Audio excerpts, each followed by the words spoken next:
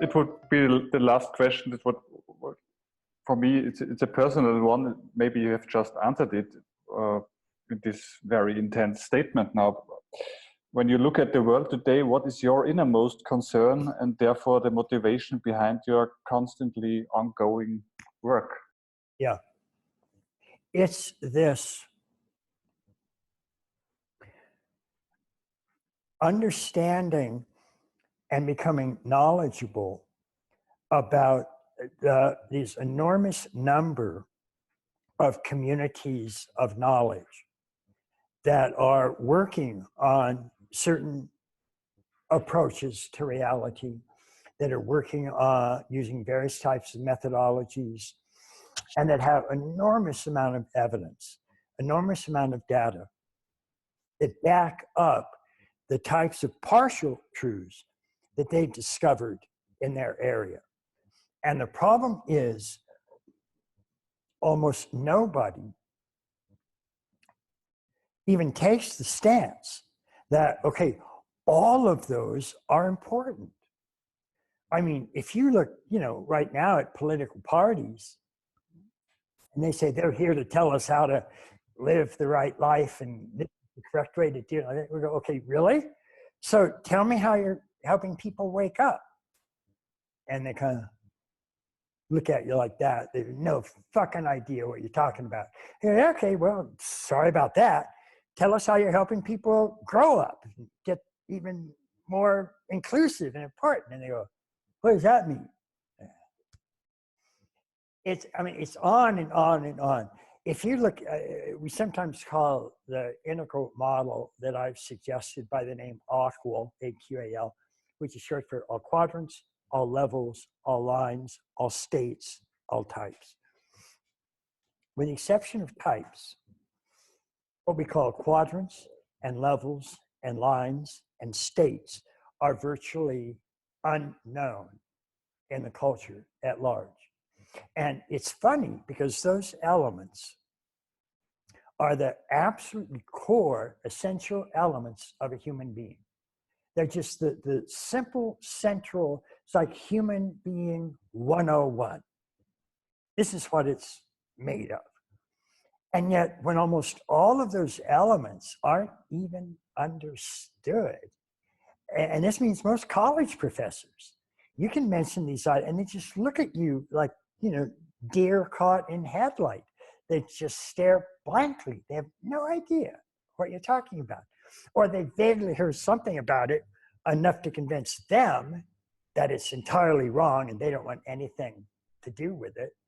Just their own superficial understanding of the thing. This is alarming because it is simply something that, since my first book, which I wrote all the way back when I was 23, I had this orientation about virtually all of the great disciplines of human knowledge have some sort of true but partial contributions. And the question again is not which one is right and how are all the others wrong, but it's how can we fit them all together because they all have some sort of important truth.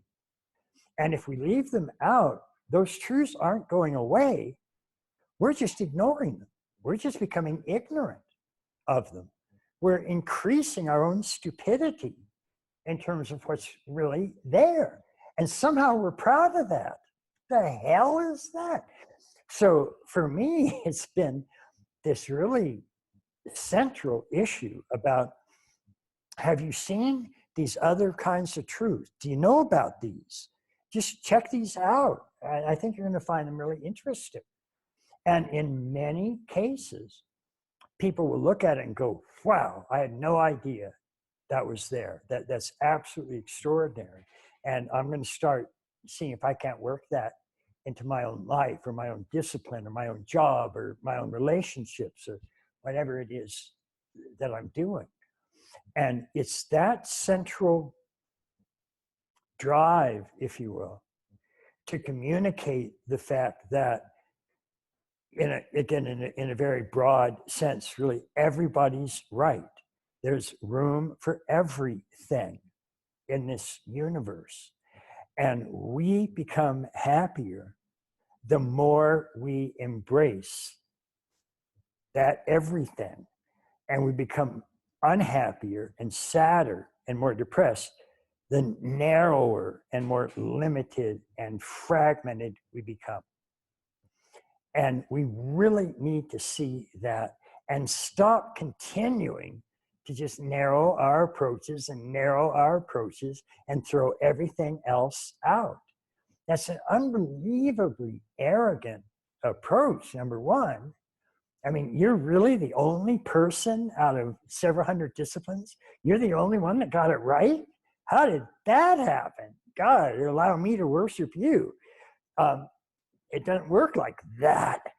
So what we find is the more we can just turn people on to a lot of these areas, a whole lot of people that I've done this with, for example, have gone off on their own and really expanded the thing enormously. I mean, I'm incredibly grateful for the number of people that have gotten the essential idea from my work and then gone on and continued to apply it and continued to make it even more embracing.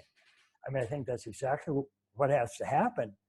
And it certainly has evolution on our side, because the single major undeniable aspect about evolution is it drives towards greater complexity, greater wholeness, and greater consciousness.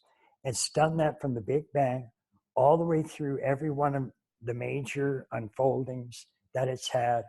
When human beings emerged, it started doing the same thing with human beings, and it increased their wholeness from first person to second person to third person to fourth person to fifth person, and it just drives in that direction. And the more that happens, the less things there are outside of us that can upset us or hurt us or depress us. And the happier we become, because we're embracing and befriending more of actual reality. And that's an entirely different approach. How much can I embrace versus how can I take my one view and prove it's right and everybody else is wrong? That's still the major force of almost every discipline we have. It's insane. So that's still sort of the major drive, I guess I would say, that I've had. And it's wonderful to see people actually get the point and start applying it themselves and helping to make the embrace get bigger and bigger and bigger. So that seems to be the case.